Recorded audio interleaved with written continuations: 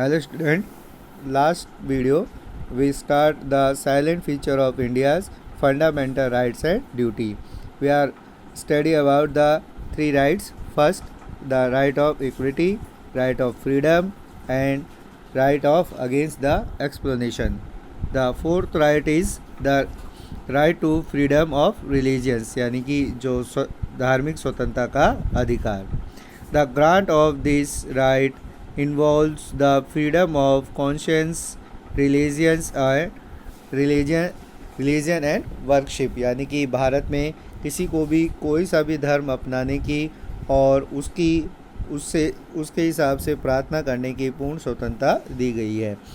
Any person can follow any religion यानी कि कोई भी व्यक्ति किसी भी धर्म को अपना सकता है. It gives to all religious freedom to establish and maintain their religious institution. सभी धर्मों को अपने जो रिलीजियस इंस्टीट्यूशन यानी कि धार्मिक संस्थाओं को बनाने और उसे चलाने की पूरी स्वतंत्रता दी गई है. No person can be completed to pay any tax for the propagations of any religious यानी कि जो किसी भी तरीके का अगर अपनी धार्मिक जो गतिविधियाँ हैं उनमें अगर कोई व्यक्ति अब पैसा देता है तो उस पर किसी भी तरीके का कोई भी टैक्स यानी कि कर नहीं लगाया जाएगा. The state can not levy a tax for any religion and constitution provided to imparting of religious institution in school and colleges यानी कि जो ये भी कहा गया है हमारे संविधान में कि किसी भी तरीके के जो कॉलेज और स्कूल होते हैं, धार्मिक जो इंस्टीट्यूशन होते हैं जिसमें विद्यालय या कॉलेज भी होते हैं, तो उस पर राज्य के द्वारा किसी भी तरीके का कोई भी टैक्स यानी कि कर नहीं लगाया जा सकता है.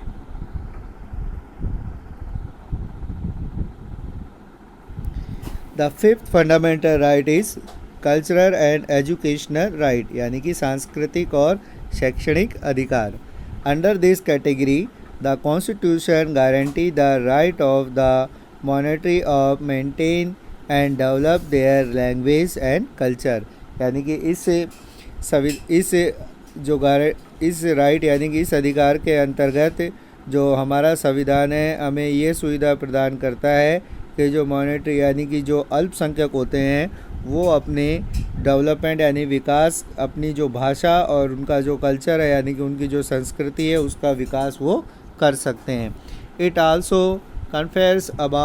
Open them the right of established, maintain and administrate their educational institute यानी कि उनको ये भी अधिकार प्रदान किया जाता है कि वो अपने एजुकेशनल इंस्टीट्यूट यानी कि अपनी शैक्षणिक संस्थाओं को स्थापित कर सकते हैं, उन्हें चला सकते हैं और उनको प्रशासित कर सकते हैं.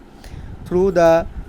86 कॉन्स्टिट्यूशनल अमेंडमेंट दिसंबर 2002 यानी कि जो 86वां संविधान संशोधन है दिसंबर 2002 में, उसके अनुसार which was pass the parliament in July 2009 जो कि 2009 में जुलाई 2009 में पार्लियामेंट यानी संसद के द्वारा पास किया गया था एंड इम्प्लीमेंटेड ऑन 1 अप्रैल 2010 और जिसे 1 अप्रैल 2010 में लागू किया गया. द राइट ऑफ एजुकेशन जिसे हम राइट ऑफ एजुकेशन यानी एलिमेंट्री यानी कि जो प्रारंभिक शिक्षा है, प्रारंभिक शिक्षा के अधिकार के नाम से जानते हैं, has been include in the constitution as the fundamental right. उसे भी भारतीय संविधान में मूल अधिकार के रूप में जोड़ा गया है. Now after article 21 a new article 21A has been added यानी कि जो अनुच्छेद 21 है उसमें एक नया जो अनुच्छेद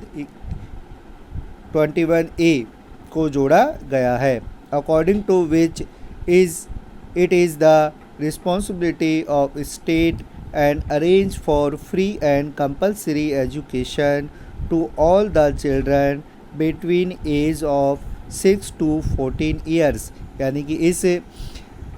इस अधिकार के अंतर्गत ये जो स्टेट यानी राज्य की रिस्पॉन्सिबिलिटी यानी कि जिम्मेदारी होगी कि वो 6 से लेकर और 14 वर्ष के आयु के जो बच्चे हैं उनके लिए फ्री एंड कंपलसरी यानी कि निःशुल्क और अनिवार्य शिक्षा की व्यवस्था करें।